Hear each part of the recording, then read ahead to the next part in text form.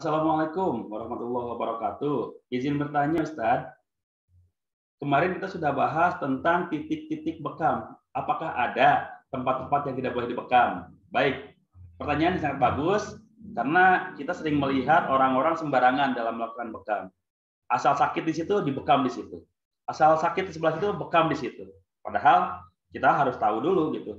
Ada organ-organ tubuh yang memang sangat tidak dianjurkan untuk dibekam. Karena kalau kita lakukan proses pembekaman di organ-organ tubuh tersebut, dikhawatirkan malah nanti menyebabkan hal yang tidak diinginkan, yang lebih fatal dibanding sakit sebelumnya. Nah, untuk menjawab ini, saya akan share screen terlebih dahulu ya. Mohon izin untuk share screen ya. Boleh dibekam. Ya. Kita kemarin sudah sampai al-afdain, mulai dari umum mugid sampai ke titik koma 2, kita sudah sama-sama bahas. Kalau kita lakukan proses pembekaman di situ, itu sudah sama-sama kita bahas. Titik-titik atau daerah-daerah yang tidak boleh dilakukan di tempat tersebut dikhawatirkan akan menimbulkan penyakit-penyakit baru. Ya, yang pertama jelas ya, tidak boleh dibekam. Mulut, hidung, telinga, terus mulut nggak mungkin bisa ngebekam, hidung juga, lubang-lubang alamiah. Contoh lah, kita paksakan, kita bekam telinganya, tarik bukan ke hidung nih, wah kayak ada yang masuk nih, kita pakai kopi yang kecil, kita sedot-sedot gitu ya, iseng, nanti malah hancur ya, saraf-saraf di hidungnya malah hancur. Ya. Jadi lubang alamiah tubuh itu adalah organ yang tidak boleh dibekam. Ya, itu yang pertama. Yang kedua, pembuluh darah dan kelenjar limpatik. Pembuluh darah besar maksudnya, pembuluh darah besar dan kelenjar limpatik. Oke, apa kelenjar limpatik? Kelenjar limpatik itu adalah kelenjar yang menjadi pertahanan tubuh. Kalau misalkan di sepak bola, nih kelenjar limpatik itu adalah di Harry Maguire ya. Kalau Harry Maguire terlalu banyak diving, terlalu banyak blunder. Ya. Dan pembuluh darah kelenjar limpatik ini biasanya memberikan respon kalau ada zat-zat yang tidak diterima oleh tubuh kita. Di mana dipegang itu adalah di depan leher. Sampai ke karena ini area limpatik. Yang berikutnya karena ini area limpatik. Yang berikutnya contohnya kalau ini yang merupakan kelenjar limpatik, junk food, MSG gitu ya. Sudah terlalu banyak yang masuk ke dalam tubuh kita. Biasanya kelenjar limpatik ini langsung memberikan respon dengan adanya benjolan. Dengan adanya benjolan, tahan oleh kelenjar limpatik jadi benjolan. Nah, itu sudah respon. Itu sudah tanda bahwa di sini yang tidak diterima oleh tubuh. Maka yang harus kita lakukan adalah tahan. Tahan diri, jangan terlalu banyak mengkonsumsi makanan-makanan seperti itu gitu. Tahan, jangan sampai nanti si kelenjar terlalu banyak nih zat yang masuk tidak diterima tubuh. Udahlah nggak apa-apa, kita makan aja. Kita makan aja seperti yang kemarin kemarin kita makan gitu. Yang foodnya diteruskan dimakan gitu ya. Terus MSG kan aja. Akhirnya lama-lama apa? Kelenjar limpatiknya kalah, menyerah. Memang bisa jadi yang pertama si benjolannya membesar, yang lebih parah lagi zat-zat atau toksin-toksin yang masuk itu nyebar ke seluruh tubuh dan bisa menjadi sumber penyakit itu. Kelenjar limpatik itu tidak bisa menahan lagi. Bahkan toksinnya menyebar di bagian tubuh yang lain dan itu bisa menjadi pemicu jadinya sel kanker. Ya, bisa jadi pemicu tumbuhnya sel kanker di situ. Makanya tahan kalau kita sudah terlalu keenakan nih, tahan, jangan sampai kita, waduh, ini enak sih, jadi ya udah saya mau makan lagi. Ini sudah ada ini alarmnya sudah ada, jangan teruskan gitu. Jangan diteruskan. Sama kayak di ketiak, kayak di selangkangan juga sama seperti itu. Kalau misalkan sudah ada bisul yang muncul, sudah ada jerawat yang muncul, itu artinya tidak boleh lagi kita terlalu banyak mengkonsumsi makanan-makanan. Artinya makanannya harus bersih, kulit kita pun harus bersih. Ya. Jadi itu, pembuluh darah dan area limpatik itu adalah daerah yang tidak boleh dibekam. Kenapa? Kalau dibekam gimana? Kalau di leher kita dibekam, nanti kelenjar limpatik itu. Kenapa tidak boleh dibekam? Ya. Jadi sekali lagi, daerah yang tidak boleh dibekam adalah area limfa dan selangkangan. Ya. Kemudian yang tidak boleh dibekam lagi adalah area cairan sinovial. Apa cairan sinovial? Cairan sinovial adalah cairan pelumas sendi. Dan itu adanya di sendi-sendi besar biasanya. Di depan siku kita ya, dan di belakang lutut. Kadang-kadang enak kayaknya nih, kadang-kadang siku kita kalau sakit ya, enak kayaknya dibekam di situ. Lutut kita kalau lagi sakit, enak kayaknya dibekam di situ. Padahal itu fatal.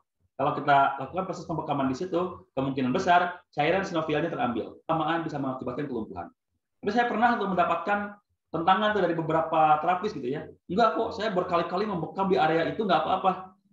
Ini efeknya jangka panjang. Sekarang mungkin terambil cairan sinovialnya berapa persen, pembekaman berikutnya terambil berapa persen orang itu mengalami pengeroposan tulang, mengalami masalah pada tulang, lebih parah lagi gitu. Ya, jadi sekali lagi diingatkan tidak boleh membekam sendi, karena kalau dilakukan proses pembekaman di situ dikhawatirkan sendi kita mengalami kelumpuhan karena tidak kendaraan kita diambil olinya gitu, kan nggak bisa bergerak, makanya kita pun kepada sendi kita diambil sendinya sehingga tidak bisa digerakkan gitu. Ya, yang berikutnya yang tidak boleh dibekam itu adalah di tempat yang terdapat kelainan kulit, penyakit yang memang terdapat di kulit itu.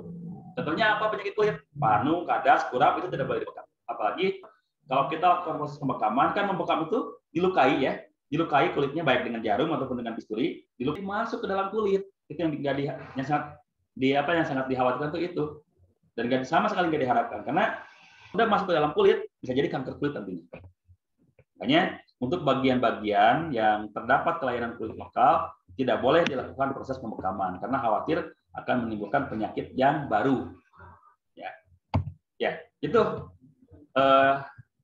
daerah-daerah yang tidak boleh dibekam. Jadi ada lubang alamiah tubuh, kemudian area limfatik dan cairan sinovial serta bagian tubuh yang mengalami kelainan kulit. Ya, jadi ada 4 bagian yang tidak boleh dibekam dan tersebar di seluruh tubuh kita. Jadi kita harus hati-hati juga. Dan ada satu lagi yang tidak boleh dibekam, yang yaitu di bawah titik komah 2.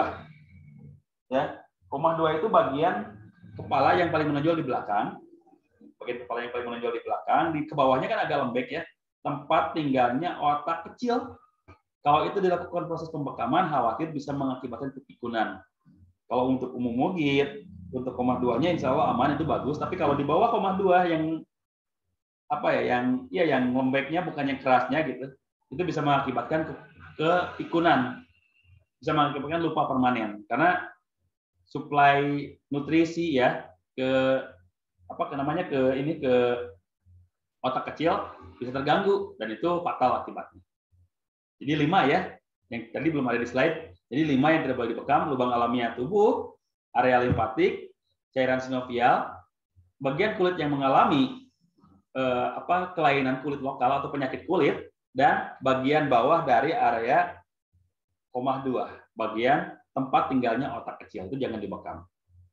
Jadi kalau mengatakan silakan bekam titiknya aman kok, ya tidak ada efek samping, salah ya. Apapun terapinya, kalau kita salah melakukannya, kalau kita sembarangan melakukannya pasti ada efek samping. Pijat, kalau kita salah melakukannya, itu akan mengakibatkan justru salah urat, ya, akan mengakibatkan salah urat. Sama bekam pun, kalau sembarangan melakukannya, karena kalau cuma bisa melakukan bekam aja, tapi tidak tahu titik-titik yang harus dibekam mana, titik yang tidak boleh dibekam mana, itu pun sama akan mengakibatkan penyakit yang tidak diharapkan. Jadi sekali lagi hati-hati dalam membekam, karena bekam itu metode sunnah, jangan sampai justru kita yang mengotori sunnah dengan keterbatasan ilmu kita. Silakan, jadilah pembekam-pembekam yang berilmu, jadilah pembekam-pembekam yang baik, jadilah pembekam-pembekam yang punya marwah dan izah dalam melaksanakannya. Oke, itu saja yang bisa disampaikan untuk kesempatan kali ini. Untuk pertanyaan dari Bapak tadi ya. Assalamualaikum warahmatullahi wabarakatuh.